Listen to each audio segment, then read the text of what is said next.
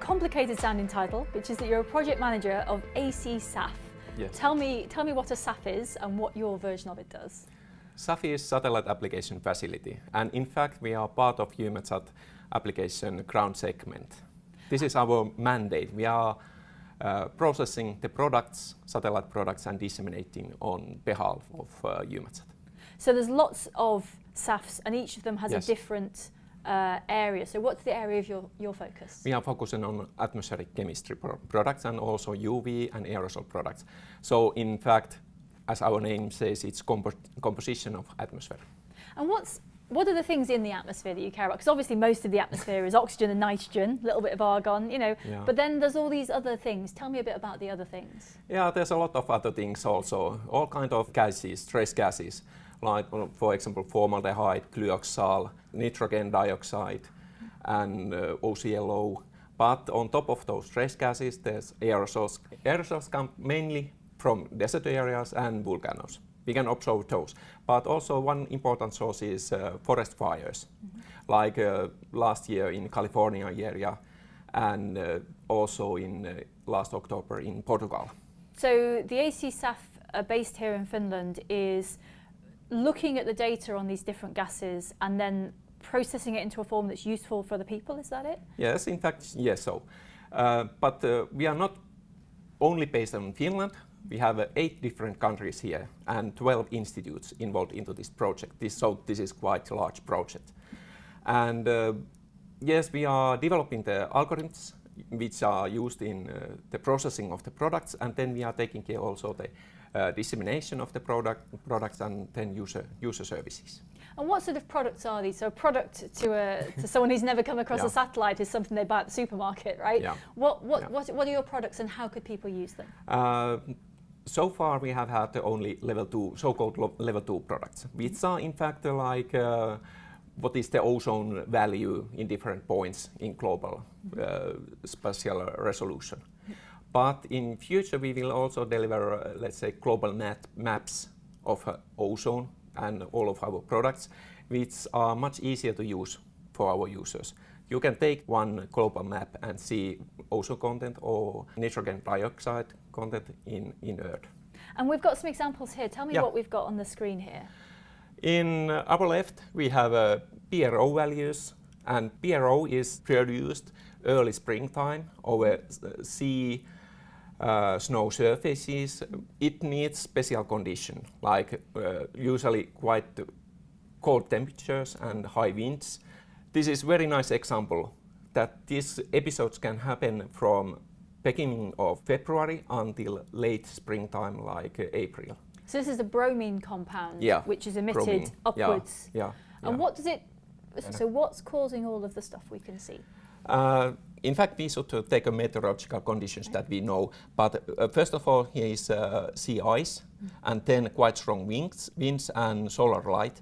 And what is important is also those sea salt aerosols, because those are the primary components for PRO. And so that's the sort of thing that would go into a weather model, perhaps. Who else might use that data? This is mainly for scientists, I suppose.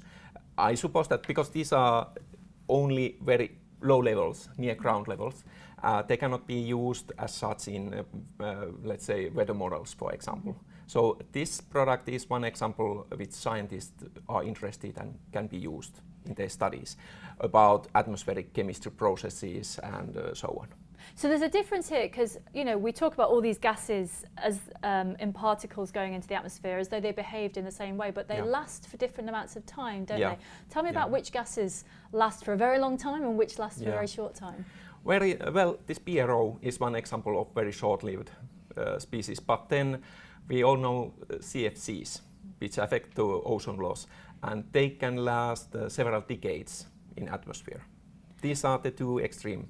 And then everything else falls somewhere in between. Somewhere between, for example. And what else have we got here then? And upper right, we have aerosols coming from Sahara Desert to southern Europe. And this happened also 2018. And this is also one good example that things which happen quite far away from our countries, we can feel and see the results when there is a long-range transportation. So even though this is dust off the Sahara, so it's produced thousands of miles away, it comes to visit you. Yes, yes. How might that matter to a citizen, in Helsinki perhaps? For example, in this case, in Greece, there was reduced visibility. So the visibility was order of some kilometers or even less in this case, and in some cases, even airports have to be closed down because of these effects. And if you remember the last October, when was this red sun episode in Europe? It started in London, and the day after that it was in Baltic countries and Finland. And that didn't affect so much to economy or flights, but it was interesting, and general public had a lot of interest. We were getting phone calls, what's going on. Fortunately, we had this data, so we could show where the sources were and how the aerosols were transported to our areas. And I guess normally when you're talking about things in the air, we think of pollutants and we think of it being a bad thing. So if people saw a red sky, they might think this is dangerous, but actually because you can see where it comes from, you can say it's fine, it's just dust. Yeah, more or less like this. And how about the other two things here? Yeah, and in lower row we have California area. In left we have normal, more or less like normal situation. We have NO2, nitrogen dioxide, coming from transportation, traffic. So we can see LA. Traffic. That's a LA lot of traffic. is there. Yeah. And on right, we have a situation when there was also forest fires going on. So we can see increased NO2 levels there. So now we have two sources. We have forest fires and normal traffic. So a lot of our data about the atmosphere comes from satellites, from being at the top looking down. But you work on something which goes the other way, from the bottom looking up. Tell me about that. Yes, it's also interesting to have information coming from the ground up to the atmosphere. When there are clouds, we see under the clouds, while the satellites see above the clouds.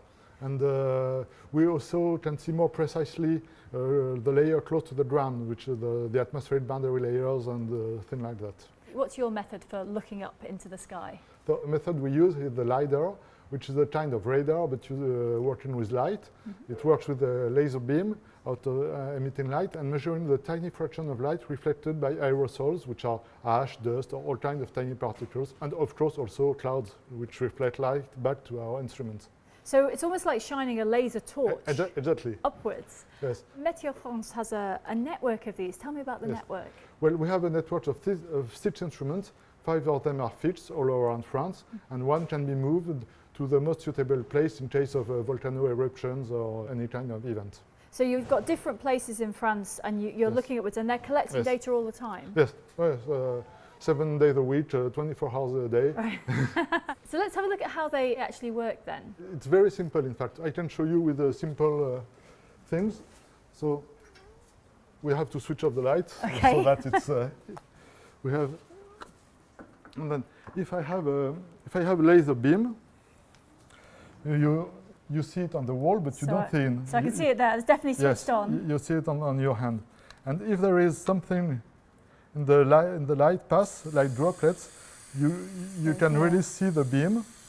So the little particles here are getting in the way. Yes, and they scatter the light in all directions, and they also scatter the light back into the direction of the origin of the laser, and that's what we measure with LiDAR. The more droplets or ash there is in the atmosphere, the more back scattered light we get. So let's turn the lights back on a second. Okay. Right, now we can see. So that's the demonstration, the simple demonstration. The simple principle, But this is the real thing. So tell me about this.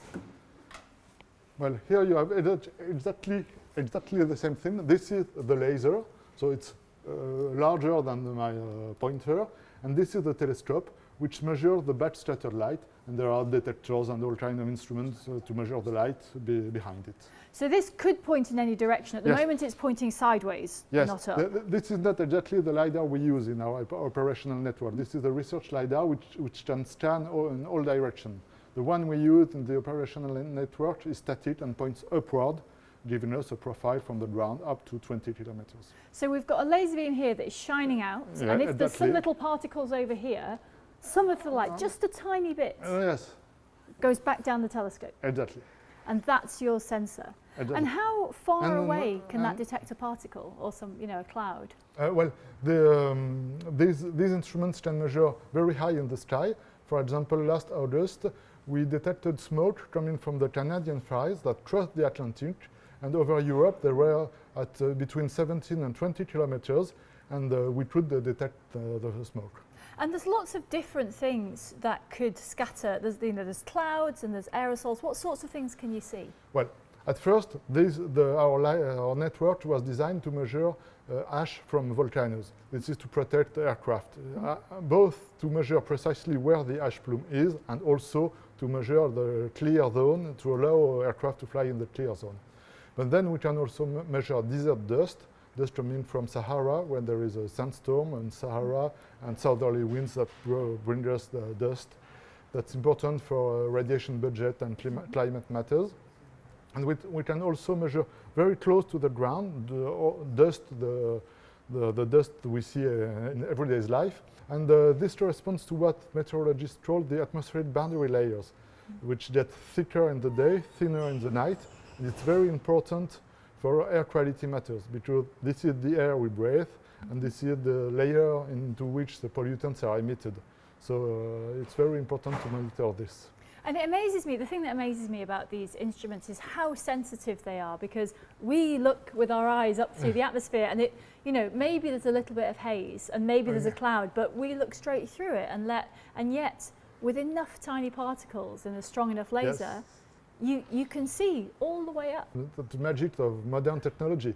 Well, first, that's a telescope, so that amplifies light, and then there are very sensitive detectors, and some even can count 1 photon alone, and so this allows us to have a very sensitive detection. So these are very useful tools, and this data gets added to all the other data that we see. Yes. So we need to see the atmosphere in lots of different ways. Yeah. And in the future, there will be also LiDAR from space. There are already the French-US satellite Calypso, the European project ADM Aeolus, the EarthShare project, and so that's still a technical challenge to send a LiDAR in space, but there will be more and more in the future. And where else could you put a LiDAR? Could you put one on a balloon or an aircraft? It has already been done, but for regular systematic monitoring, it's easier to have them either on the ground or on a satellite. If it's a very dark night, I can imagine shining a laser up into the sky and seeing something. But during the day, there's all this other light around. So how does the instrument manage that? Well, of course, there's a difference between the night and the day. At night, we can see things up to 20 kilometers. During daylight, it's only about 12 or 15 kilometers. But these instruments are sensitive enough to provide us information even during daylight. And what color are they using? What sort of light? The one we use in the operational network use our green LiDARs in 532 nanometers. And so you can see the signal degrades in quality a little bit during the day, but it's nice and bright at night. During the day we measure both the backscattered signal and the light from the sky. And at night we have a black background and we only measure the backscattered signal, so it's easier.